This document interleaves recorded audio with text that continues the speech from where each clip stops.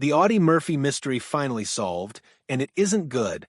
They called him a hero among heroes, America's most decorated soldier, a man who seemed carved from the very spirit of courage itself. But what if the legend of Audie Murphy, the brave soldier, the movie star, the patriot, hid a truth so dark it was buried for over 50 years? What if his death wasn't an accident at all, but the final chapter in a story of betrayal, fear, and deliberate silence? This is the story of how the legacy of America's favorite war hero collided with the shadowy world of power, secrecy, and corruption, and how, after decades, newly unearthed evidence is forcing historians to ask the question no one dared before. Was Audie Murphy silenced by his own country? To understand the mystery, we have to begin with the man, not the myth. If this kind of story touches your heart, if you're someone who cares about truth, responsibility, and speaking up for the voiceless, please like this video, subscribe to our channel, and share it with someone who should hear it. Let's get started. Audie Leon Murphy was born in June 1925 in the red clay fields of Kingston, Texas. The sixth of 12 children to poor sharecroppers, he knew hunger long before he knew heroism. But by the time he was 16, his father had abandoned the family, and his mother, the only constant light in his hard young life, had died before seeing her boy become a man. He left school after the 5th grade to pick cotton and earn pennies to feed his siblings. But when war broke out, he saw a different kind of calling. Barely 17, he forged his way into the U.S. Army, too young to enlist but too determined to be told no. What followed was a chapter of American history so extraordinary it almost defies belief. By the end of World War II, Audie Murphy had received every military combat award for valor that his country could bestow, and several foreign decorations as well. That he fought on the front lines of Italy, France, and Germany, leading from the front, charging enemy positions others dared not approach. At just 19, he turned a snowy battlefield in France into a legend. When his unit was overrun, Murphy climbed atop a burning tank destroyer and single-handedly held off an entire German company for an hour, calling artillery fire on his own position. When the smoke cleared, dozens of enemy soldiers lay dead, and the young Texan stood bloodied but alive. He would receive the Medal of Honor for that day, but to him it was never about glory. It was just my duty, he later said softly. The real heroes are the ones who didn't come back. After the war, America turned its soldiers into stars, and none shone brighter than Audie Murphy.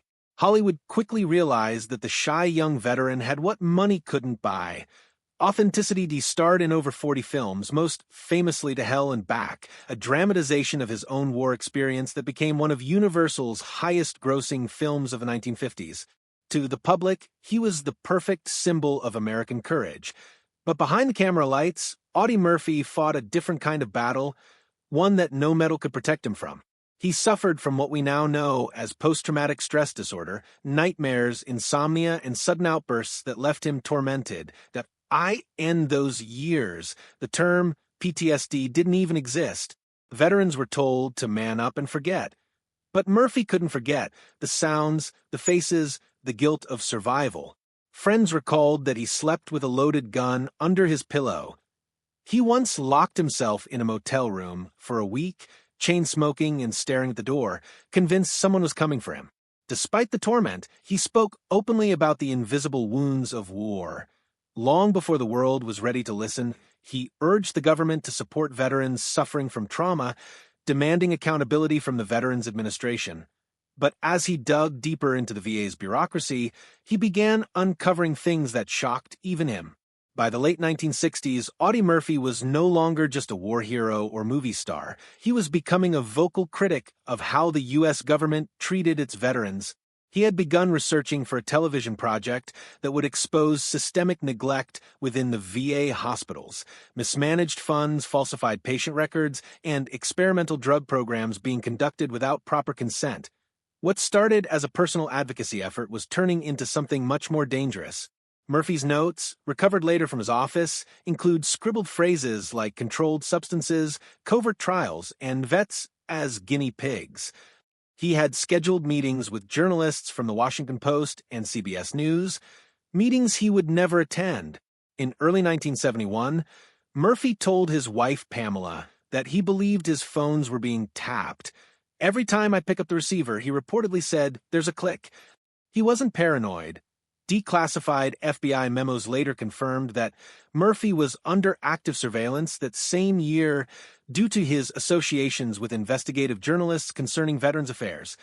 Murphy was beginning to suspect that what he had stumbled upon reached beyond medical neglect, possibly into classified government programs experimenting on veterans with psychoactive drugs. He wrote in one of his final notes, "This goes higher than anyone wants to admit." On May 28, 1971, a small twin-engine Aero Commander took off from Atlanta, Georgia, bound for Martinsville, Virginia. Aboard were 5 men, including pilot Claude Crosby, a wealthy businessman, and his passenger, Audie Murphy. The weather was poor. Fog, low clouds, and rain sweeping across the Blue Ridge Mountains at T-12:08 p.m. The aircraft disappeared from radar. The wreckage was found the next morning, scattered across Brush Mountain, Virginia. All aboard were dead.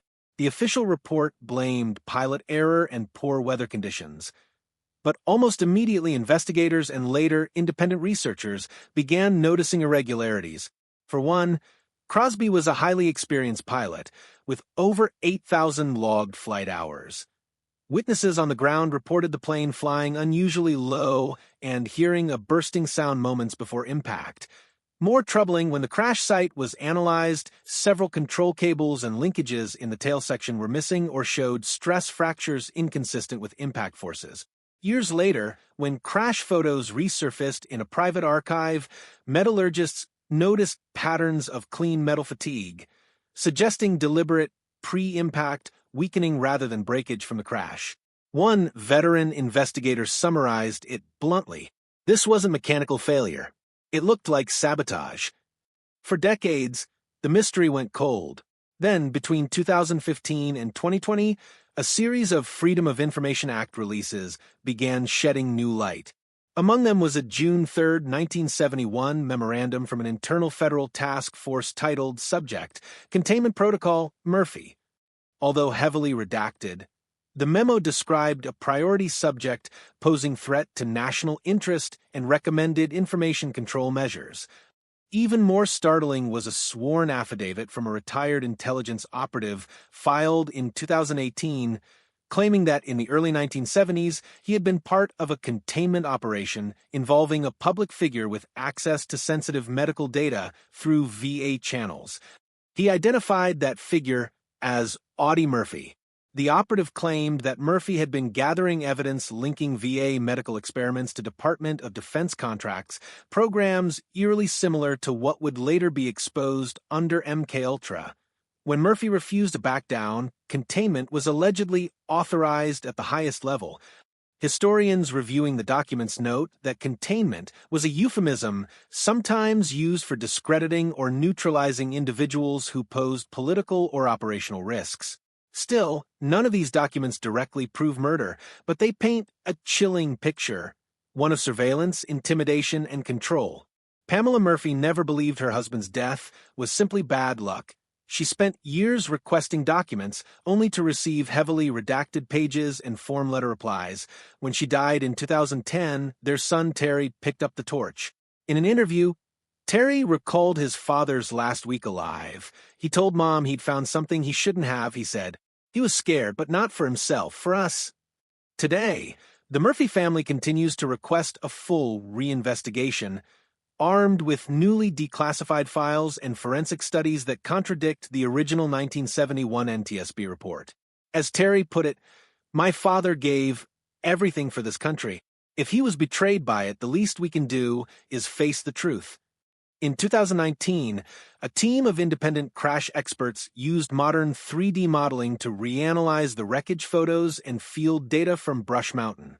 Their findings? The plane's elevator control cables showed stress signatures inconsistent with the impact trajectory, suggesting the failure happened mid-air. Moreover, the ignition wiring displayed evidence of shorting patterns not typical in crash fires. Combined with the aircraft's abnormal descent angle, nearly 70 degrees nose down, it suggested loss of pitch control before impact, not disorientation. The team's conclusions stopped short of declaring sabotage, but urged a technical reinvestigation. However, the NTSB declined, citing the case's age and lack of physical evidence. That refusal only deepens suspicion, one of the experts later remarked. You don't close the book on a mystery this deep, unless someone wants it closed. If the claims are true, Audie Murphy wasn't just a casualty of a plane crash, he may have been a casualty of conscience. He fought for his country, only to be silenced when he fought for the truth. The implications are staggering. That a national hero who bled for America might have died exposing the government's own hidden abuses against veterans, that if confirmed, it would mark one of the darkest betrayals in U.S. history. But beyond the conspiracy lies a deeper tragedy, that Murphy's warnings about the mental and emotional cost of war were largely ignored. For decades, veterans suffered in silence while institutions protected reputations instead of people. Murphy foresaw it all when he wrote in his journal, "A nation that forgets its wounded soon forgets itself." It's easy to see Audie Murphy as a symbol, the flawless war hero, the Hollywood star, the victim of a grand conspiracy. But perhaps the truest way to honor him is to see him as he was, a man wrestling with the weight of what he had seen, trying to make meaning out of chaos. He once said, "I came back with the war inside me." He turned that pain into purpose, advocating for veterans, challenging power, and refusing to look away. Whether his death was an accident or something far more sinister, the courage that defined his life never left him. He faced not just enemy fire on the battlefield, but moral fire at home. And in both cases, he never flinched. Half a century later, the official narrative remains: fog, pilot error, tragic accident.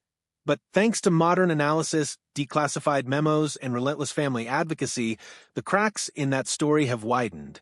Even historians who reject the assassination theory admit that Murphy's life ended under a cloud of unanswered questions, questions that authorities still seem unwilling to confront. And so, the mystery endures, not just about how Audie Murphy died, but about what America lost with him.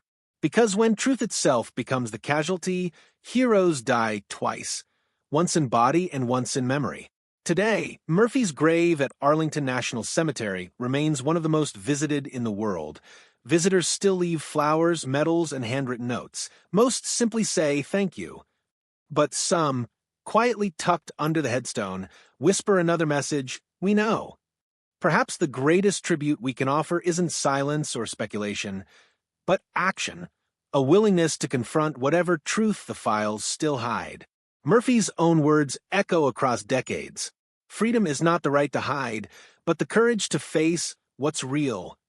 If the mystery of his death teaches us anything, it's that even in darkness, courage demands light. In 2020, a group of veterans petitioned the Department of Defense to reopen Murphy's case, citing new forensic data and the 1971 containment memo. So far, no formal reinvestigation has begun. But public pressure is growing. One retired colonel summed it up best: Audie Murphy fought for America's honor. Maybe now it's time America fights for his. And somewhere, perhaps that restless Texas soul, the boy who rose from the cotton fields to become a legend, might finally find peace.